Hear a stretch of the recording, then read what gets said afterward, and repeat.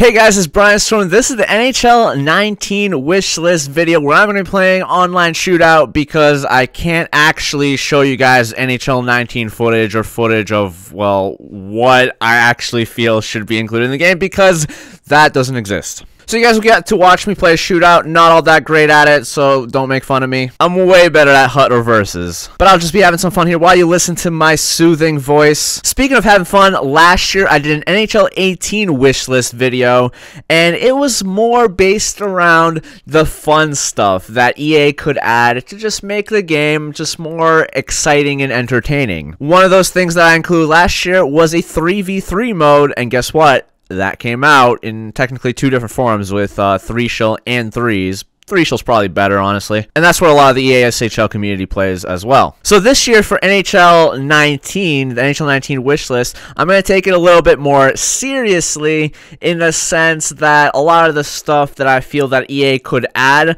would improve the game by adding more depth to it and adding more depth to the game modes. The first thing that I'd like to see added is a Spectator Mode. A lot of other games already have a Spectator Mode when it comes to like online multiplayer games. Games such as Overwatch, Halo, League of Legends, they allow you to go in and watch like one of your friends play the game from their point of view. The way that this could work is you could choose how you watch the game. You could watch it from your friend's point of view, your opponent's point of view. You can watch from true broadcast camera as if it were an actual game. Maybe you could actually watch it as a fan in one of the seats. Could be pretty neat, but it shouldn't just be restricted to watching your friends, as it could also include gameplay of the top players that are currently playing in Hockey Ultimate Team or in Versus if they ever match up against one another. This way, just a normal player would be able to just go into the menus, see that there's a game currently playing, watch the game without really needing to go on like Twitch or anything, and learn from that gameplay on their own. It would also be nice to have the Spectator Mode for EASHL, as there's a lot of high-level gameplay there as well. But I think that's one of the big things that I want to see when it comes to NHL 19, or just any NHL game in the future, because obviously everything that I'm about to say probably won't be in NHL 19, and they probably already thought of what is going to be in NHL 19, and it's probably already ready to be in NHL 19, so just for the future. So one thing that I really love about the NHL series that I feel like makes it kind of stand out from a lot of games is their instant replay system. Ever since the early 2000s, I absolutely loved going into instant replay and just messing around with all the different angles and movements, fast forwarding or rewinding it and whatnot, and just, of course, seeing what happened or just make some funny things happen out of it. So building off of that idea, if EA could make it so that a future NHL game could allow you to have full instant replay access, as in from the start of the game to the end of the game, that would be pretty amazing. From there, if you could also save certain points of the match for later use, that would also be very useful. I know we live in a world now where we can record footage using our Xbox or our PlayStation, but having these instant replays be saved allows us to go back and just change a whole bunch of different things, like I told you, the angles and the positioning, just to make the play be viewed much better. I know there are a lot of instances where people are looking for like something that happened in the game, and they can't do that because the game only goes back one period, or it's not even on the highlights that you can go through. Also, separating the instant replays by periods would be nice too. So while this would benefit the average player if they are the type of player that would want to go back through their footage and try to figure out what they did wrong, or see an exciting play happen again because it didn't show up in the highlights, this would also benefit content creators, YouTubers especially, that would be able to go back and play around with the camera while recording a video. We only have access to the highlights that the game thinks that we want as highlights in the last period, and sometimes that's just not good enough. Full game instant replays would allow us to be a lot more creative with the content that we put out there for you guys. Now, as you guys may know from last year, I'm not huge into like updating the mechanics of the game. As in, usually whatever you give me, I'm just gonna work with because that's the game. Sure, some things are more OP than others, like poke checks from behind. But I'm usually okay with it just because it goes both ways. It doesn't just favor one person. This year, they made playing defensively a lot more bearable, allowing you to have a lot more control over what you do. They added the creative deeks as a tool for offense, which a lot of that we saw in previous games, but not everything. But one thing that I felt like the game has always been a little bit stale at is the goalies. They keep adding like new animations, new ways to make saves, which is nice and all, but I think they could take it to the next level by making it so that every goalie feels different. Stances do kind of help with that. Howard has a pretty unique stance, as you see in this shootout, the way that he tries to make a save. But it feels like every goalie in the game can get scored on the same way. If the game had more dynamic goalies, then each goalie would have their own weaknesses, their own strengths. Some goalies would be better against certain moves over others, such as on the breakaway. Some goalies may be better on their glove side, some may be better on their blocker side. Some goalies can save the backhand, forehand, backhand move all the time. But if they can do that, then they may generally be weaker on the forehand side. Similarly, maybe some goalies aren't as great when it comes to getting shot from right in front of the net. But all the high percentage shots from the slot or in the middle, they might have an easier time with. Some goalies may focus more on the passer than the shooter when it comes to one-timers. Some goalies may let in a lot of 5-hole shots, but excel everywhere else. 5-hole Jimmy Howard can tell you all about that life. But I feel like this could add a lot more predictability and increase the skill gap in the sense that players would have to know who they're playing against, know what their weaknesses are, and try to exploit those weaknesses. Otherwise, you'll be playing to the goalie's strengths, and it should be an easy shutout for him. There's a lot of different things that you can do with it, but as of right now, it just doesn't feel like goalie stats matter all that much. I can pretty much score the same way on every goalie the majority of the time. It's not all the time. They're not glitched goals. They're high percentage shots. All right, let's head into specific game modes now.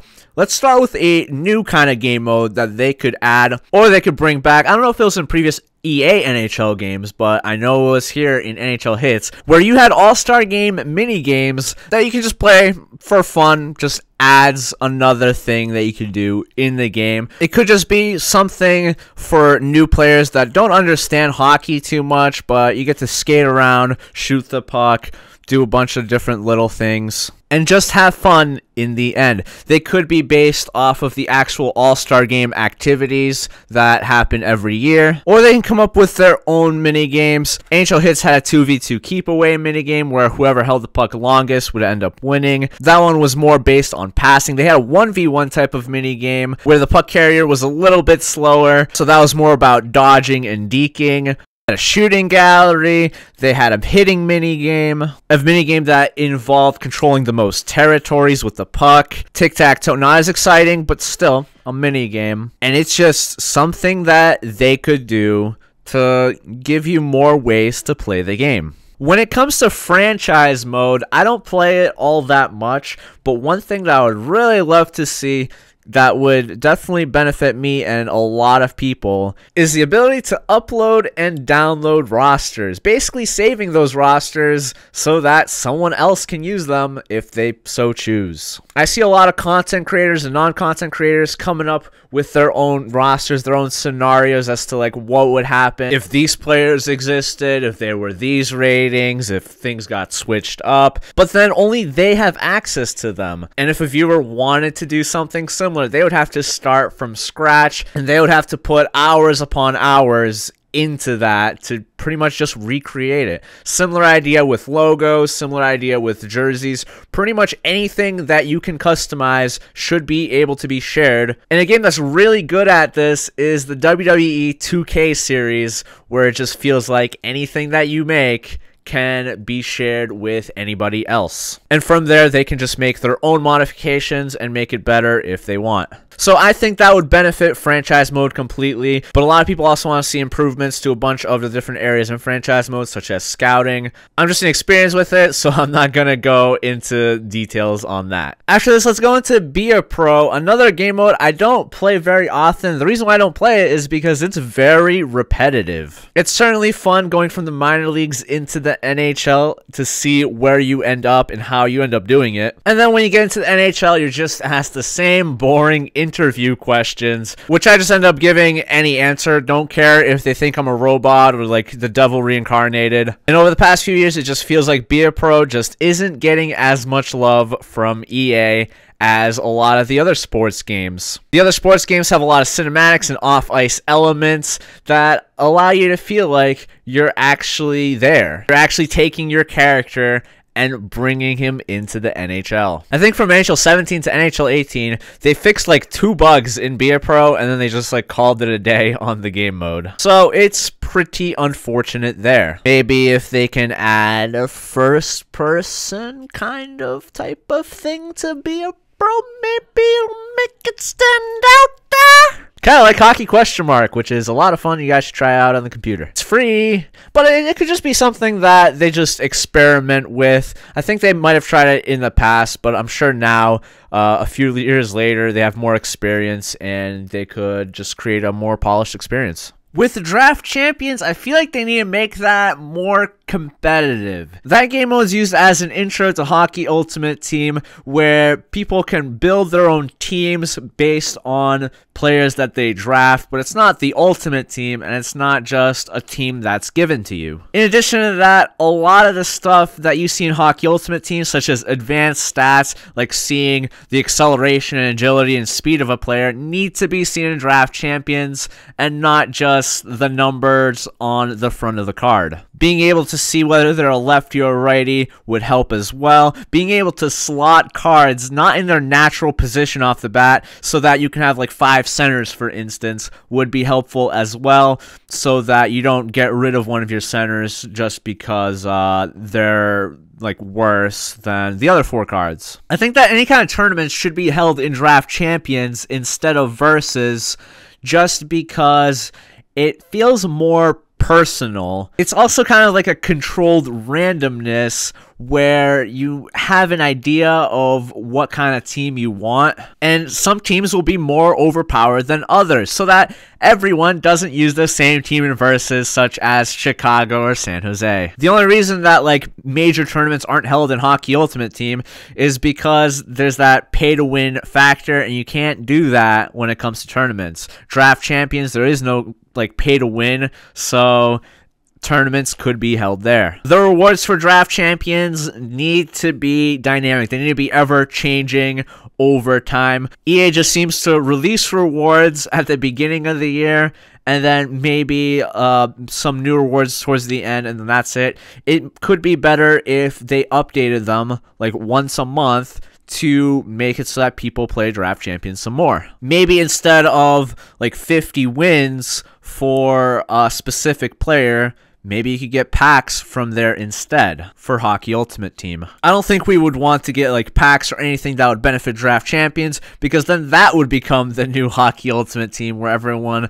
would spend all their time in, and EA is probably going to lose money because no one's going to be playing Hockey Ultimate Team if everyone's trying to like make the best team in Draft Champions. With the addition of synergies, could we also see synergies in Draft Champions, so that then you have to focus on building a team with those synergies that will give you those boosts? Maybe, maybe not.